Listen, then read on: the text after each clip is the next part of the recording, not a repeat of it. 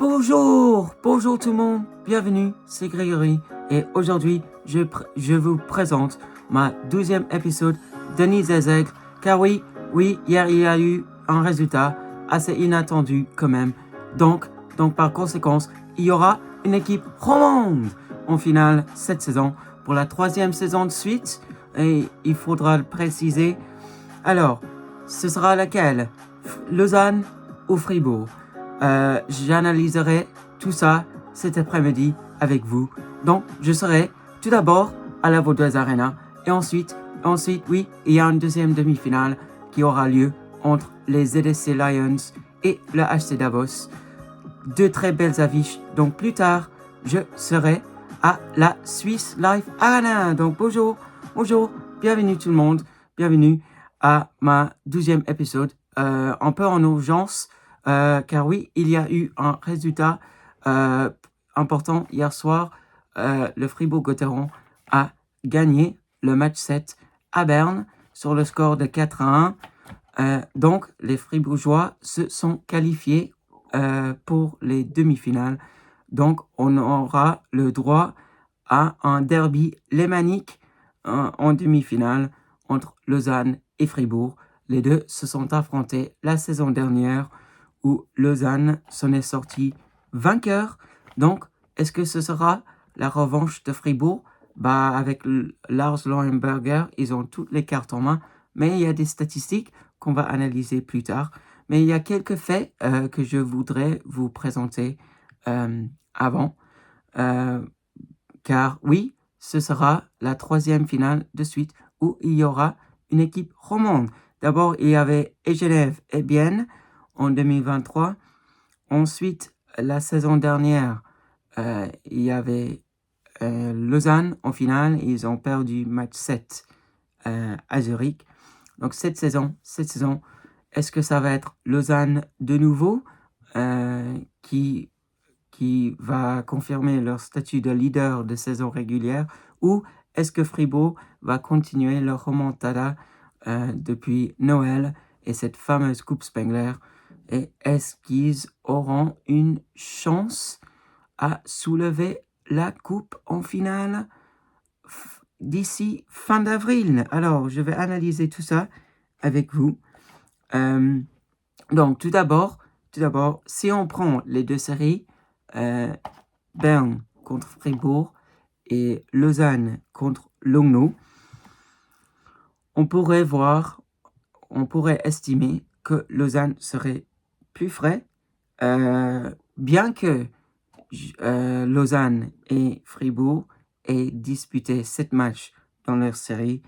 Les Fribourgeois avaient besoin de 4 prolongations pour se départager des Bernois. Alors oui, d'accord, ils en ont perdu 3 de ces 4 prolongations. Par contre, ils ont plus de minutes dans leurs jambes.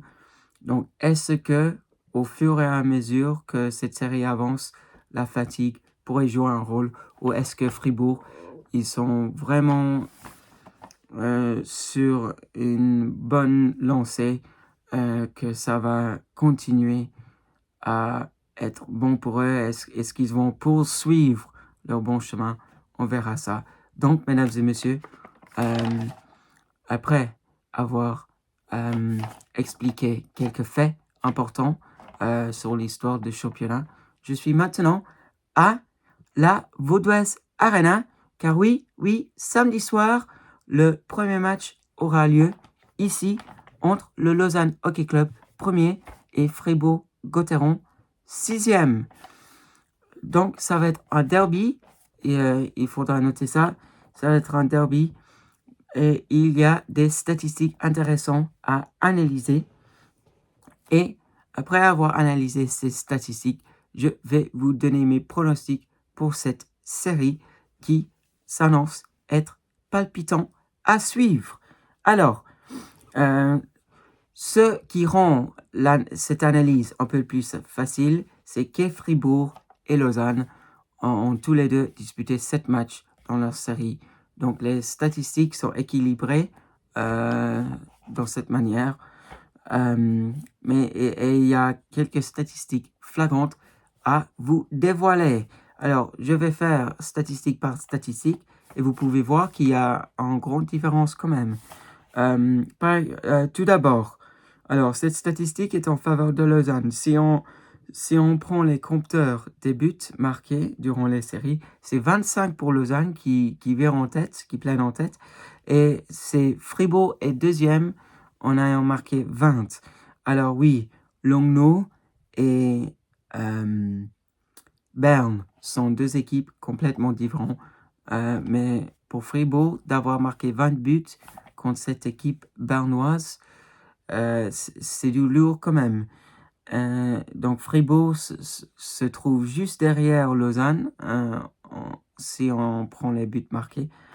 Le pourcentage d'efficacité des frappes, Fribourg est quatrième avec une poussière au-dessus de 10%. Quant à Lausanne, c'est juste en dessous de 9%. Donc Fribourg a un avantage là.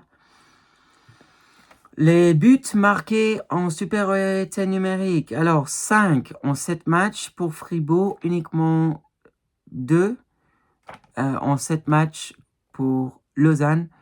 Et si on prend aussi les pourcentages de réussite en powerplay, et en powerplay, c'est 9,5 pour Lausanne comparé à 17,25% pour Fribourg, donc 17,24% pour Fribourg. Donc Fribourg, encore une fois, se trouve quatrième.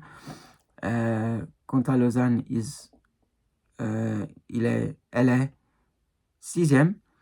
Donc Fribourg a un avantage. Alors d'accord, le penalty killing, c'est en faveur de Lausanne. Mais si au fur et à mesure, dans une série, Fribourg continue sur leur lancée en supériorité numérique, et si Lausanne est assez indiscipliné que Berne l'était, ça risque de vite tourner en faveur de Fribourg, même si Lausanne a un bon piqué qui tourne à 84% et c'est 76,47% pour Fribourg. Donc, Lausanne 4e, Fribourg 7e dans ce domaine-là. Et sur les engagements, c'est un avantage de 1,5% pour Lausanne. Donc, ça va être très, très serré. Oui, c'est 54% d'engagement gagné par Lausanne, 54,21%. Et presque 53% pour Fribourg, 52,80%. Donc, c'est la deuxième place pour Lausanne et la quatrième place pour Fribourg. Mais, donc, il y a quelques statistiques qui sont serrées. Par exemple, les buts marqués, si on compare les adversaires, et aussi les face-offs. Et certes, le piqué, c'est en faveur de Lausanne. Mais si on prend l'efficacité des tirs, le nombre de buts marqués en supériorité numérique et le pourcentage d'efficacité en avantage numérique, cette série pourrait basculer dans la faveur de Fribourg assez vite quand même. Même si Fribourg, même si Lausanne a 4 joueurs en top 10 du pointeur, même 4 de ces 6 joueurs, même 4 de ces joueurs sont parmi les top 6, donc ils ont 4 joueurs dans le top 10, mais ces 4 joueurs se trouvent aussi dans le top 6 des pointeurs. Et Fribourg, on en a uniquement, entre guillemets, 3. Et ils ont uniquement un joueur dans le top 6. Donc, si on prend les compteurs, Lausanne pourrait avoir un avantage dans ce domaine-là. Et il y a surtout des Suisses qui brillent, par exemple Théo Rochette, Tim Boson, Damien Ria. Ils sont tous vers le haut de ce classement. Il y a Rochette qui est 3e avec 9 points. Il y a Tim Boson qui retrouvera les Vernets en août. Il a 9 points. Et Damien Ria, l'ancien Genevois, encore une fois, a 7 points à ce moment. Et c'est Dominique Cahun, l'Allemand, qui a 10 points. Il vire en tête, mais lui, il est à égalité avec Marcus Sorensen, qui aussi a 10 points. Et les deux sont inséparables, puisqu'ils ont chacun 3 buts et 7 assists. Donc, c'est tête-à-tête entre Dominique Cahun et Marcus Sorensen risque d'être passionnant. Alors, d'accord, Lausanne, c'est du lourd, ils ont marqué des buts et ils ont des Suisses parmi leurs meilleurs. Mais Fribourg a aussi un Sandro Schmidt qui est en forme. Dave Suter met des pucks dangereux vers la cage adverse. Il en a fait quelques fois pendant la série. Encore une fois hier soir pour l'ouverture du score. Donc lui aussi, il est dangereux. Et attention, car Sprunger, il a toujours envie, il veut prouver qu'il a les moyens d'enfin remporter un titre sous les maillots fribourgeois. Mais dans une série, il y a des gardiens. Il y a des gardiens, on ne marque pas dans la cage vide, sauf si c'est serré à la fin. Il va devoir battre 2 gardiens de haut niveau, de très bon calibre. Mais dans les playoffs, il y a un net avantage quand même à Reto Berra. Kevin Pash, durant la saison régulière, il a été impeccable en signant 9 blanchissages, en ayant un pourcentage d'arrêt de 92,6%. Et durant ces 42 matchs, il a encaissé uniquement 2,09 buts en moyen par match. Mais dans les playoffs, c'est bien plus compliqué. Face à Vili Sayervi, Mayenelanen, Rohrbach, Pessonen et compagnie, il a souffert en 7 matchs. C'était 2 buts et demi encaissés par match. Et il est en dessous de 90% d'arrêt. Il a uniquement 89,2% d'arrêt. Et une statistique à noter, 0 blanchissage pour Kevin Pash face à cette formation emmentaloise. Quant à Reto Berra, par contre, lui, il a signé un blanchissage face à l'équipe qui a terminé 3e, soit le CP Bern. Et en 7 matchs de playoff, il a encaissé 1,85 buts en moyen par match, y compris les minutes supplémentaires qui ont été disputées. Ça, il faut le préciser. Et il est à 93,5% d'arrêt. Donc, lui, il a amélioré son niveau, puisque aussi durant ses 42 matchs de saison régulière, c'était 2,28 buts encaissés par match, 90,7% d'arrêt et 3 blanchissages pour lui. Donc, Reto Berra a amélioré son niveau de jeu. Par contre, Kevin Pash est en baisse de régime et il a été mis sous pression. Est-ce qu'il va pouvoir répondre dans cette série? Alors, ça va être très, très important parce que Reto Berra pourrait vraiment prendre la large face à Kevin Pash dans cette série. Il est quand même plus expérimenté. Et il y a un enjeu dans cette série, puisque ces 2 gardiens pourraient être sélectionnés pour partir à Herning au Danemark en quelques mois. Donc, ce duel de gardiens va être suivi de proche par Patrick Fischer sans aucun doute. Si en cas de blessure, Loïc Gallet doit rentrer, il va faire le job. Il a joué 6 matchs cette saison en ayant encaissé uniquement 1,34 buts par match. Il a un pourcentage d'arrêt de 94,2% et il a signé 2 blanchissages. Le Galais a signé 2 blanchissages. Antoine Keller, on a 0. Il a même pas 90% d'arrêt. Antoine Keller, on sait 13 matchs disputés et il encaisse davantage de 3 buts par match. Donc, en cas de blessure, si un de ces 2 gardiens se blesse, si c'est Reto Berra, les Fribourgeois ne devraient pas avoir des problèmes à lancer le Galais dans le bain.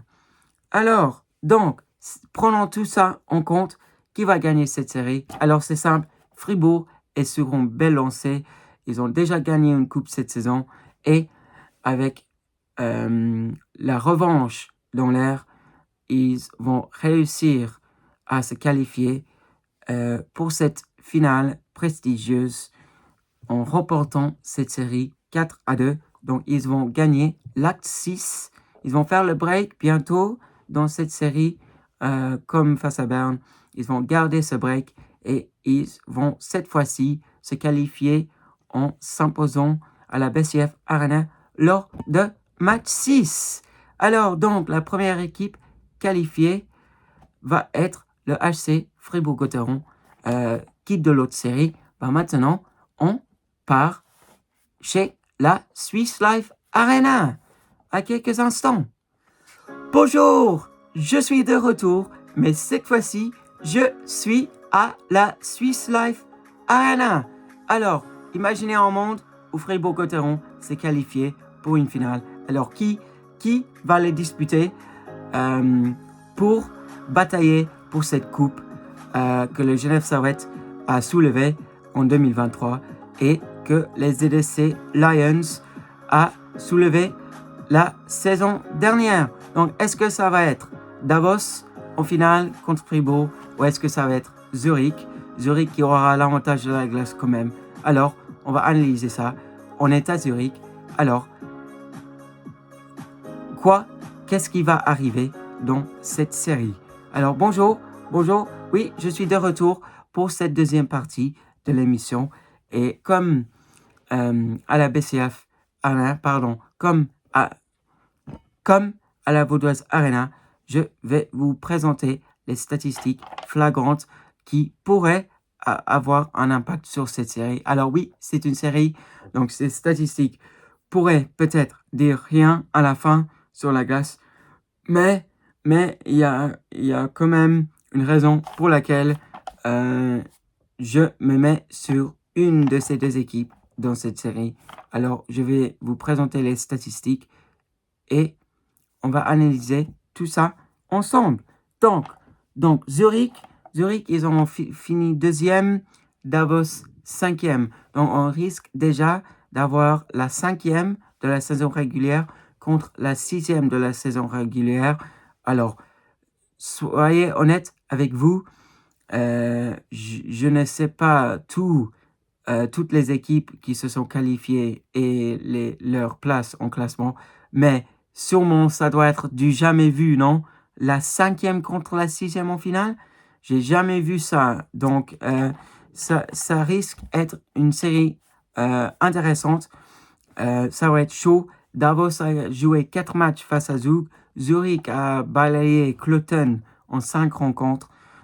Et on verra que les statistiques sont très, très près. D'un côté comme de l'autre, c'est très, très, très serré.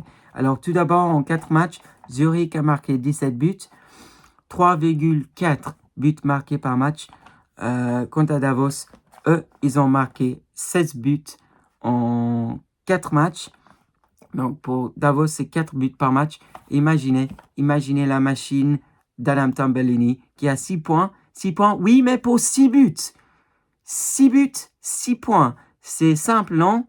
Pour Adam Tambellini. Surtout, grâce à lui, leur pourcentage de réussite de shoot, c'est davantage d'11,5. C'est 11,59%. Et quant à Zurich, c'est 10,69%. Donc, on est prêt. On est tout prêt. Mais il y a un avantage de presque 1% en faveur de Davos dans ce domaine. Les buts en supériorité numérique, Davos, on a double que ce qu'a réussi Zurich. 6 buts en supériorité numérique pour Davos en 4 matchs, uniquement 3 en 5 matchs pour les ZSC Lions.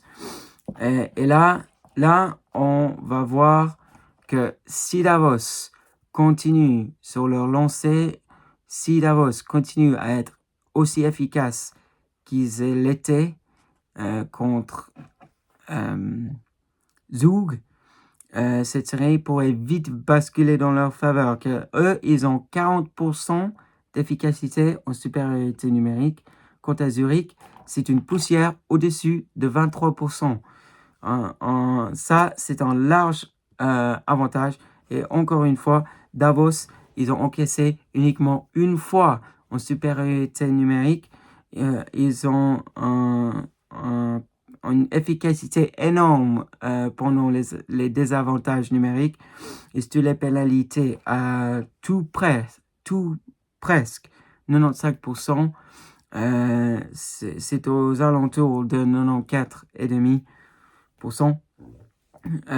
Quant à Zurich, c'est tout près de 91%. Donc, ça va être serré dans ce domaine-là.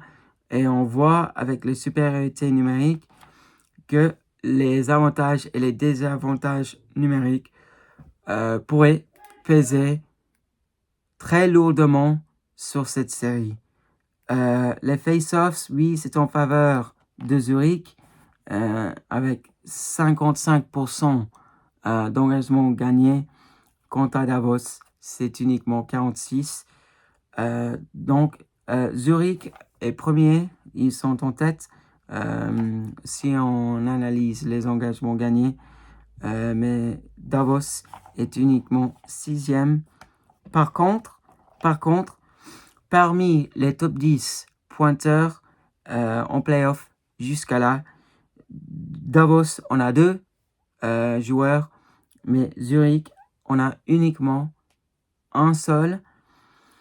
Donc, ça aussi pourrait avoir un impact. Et oui, c'est Monsieur Sven Andrighetto qui a gagné le MVP du championnat Europe après son doublé en finale. Et il a 8 points, il est 5e.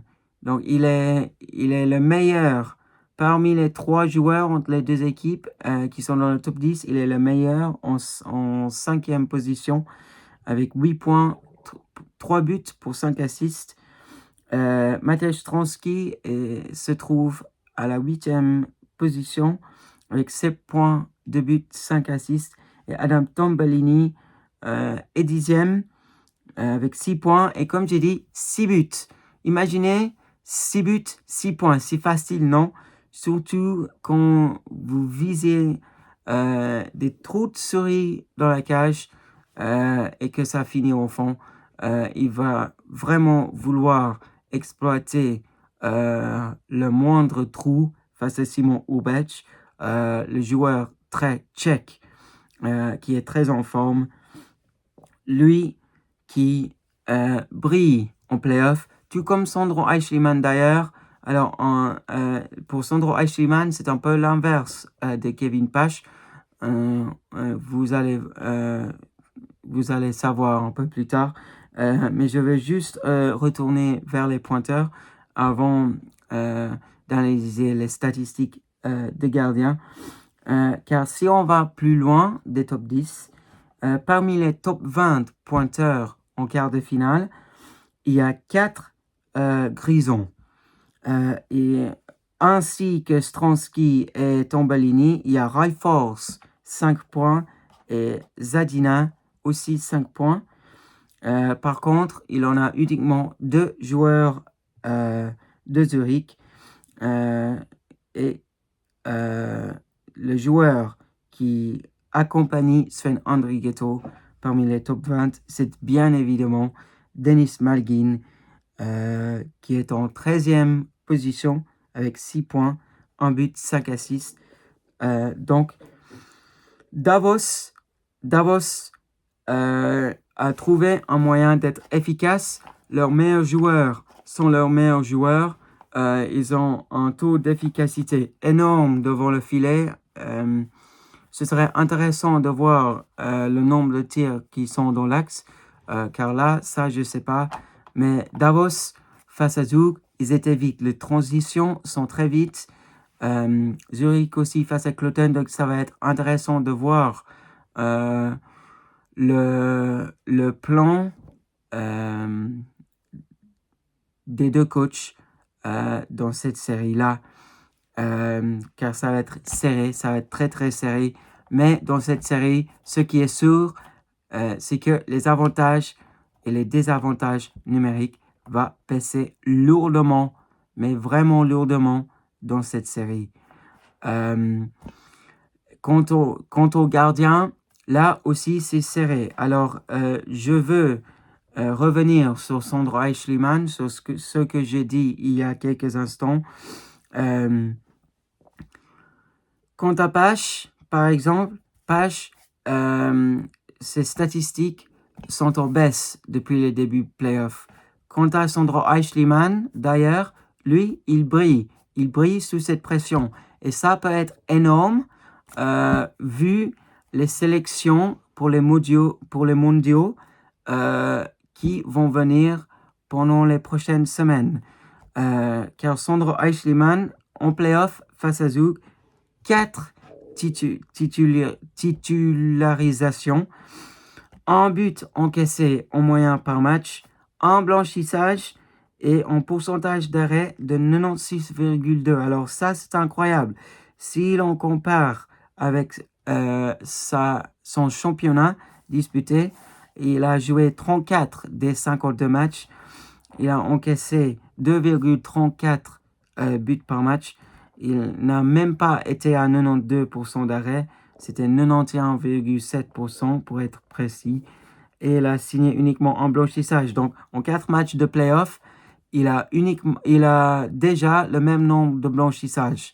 Et ça, c'était face à Hoffman, Marchini, Wingerli, Simeon, je pense qu'il n'a pas joué. Mais de pouvoir blanchir une fois en 4 matchs face aux joueurs de telle qualité, alors ça montre qu'il élève son niveau de jeu. Et je pense que si Malguin et André Ghetto espèrent porter leur équipe vers une finale, ils vont vraiment devoir trouver un moyen à déséquilibrer Sandro Eichelmann. Alors, pas en lui blessant, parce que ça, c'est antisportif. Mais je veux dire, mettre du trafic devant le goal, essayer de dévier, lui mettre sous pression, garder la rondelle dans la zone d'attaque. Il va falloir vraiment lui mettre sous pression. Même chose pour Rubec, alors qui aussi est en train d'améliorer depuis la 52e journée du championnat. En saison régulière, pour lui, c'était 36 matchs, 2,25 buts encaissés par match, juste au-dessus de 90% d'arrêt et de blanchissage. Lui aussi, en 4 matchs joués, il a le même nombre de blanchissages en playoff qu'il avait enregistré durant la saison régulière. Il a 2 et lui, il est à 0,75 buts par match, 96,7% d'arrêt. Donc, c'est un demi% au-dessus d'Eichelmann.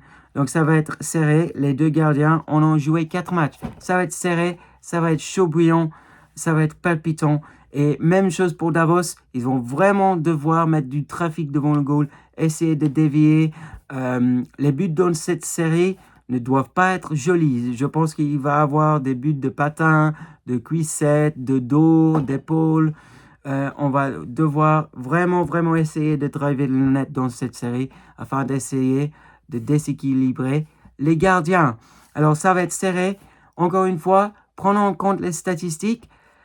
À mon avis, Davos va s'en sortir et imaginez un monde où on a la 5e contre la 6e de la saison régulière en finale. Ça va être incroyable. Ça devrait être sûrement du jamais vu. Et ça risque d'être des demi-finales très passionnées, très passionnantes. Alors merci mesdames et messieurs. Cette fois-ci, je vous retrouve la semaine prochaine. Oui, cette fois-ci, c'est bien la semaine prochaine. J'ai dû juste faire cette émission en urgence après les résultats d'hier soir. Donc, quels seront les finalistes cette saison? Alors, prenons en compte les statistiques et mes analyses et le fait qu'il y a Andrés Embul qui dispute sa dernière saison. Ça pourrait aussi peser lourdement dans cette série. Donc, Davos aura l'avantage de la glace face à Fribourg en finale. Ça va être chaud, non? Merci, ciao, bye bye et à la semaine prochaine.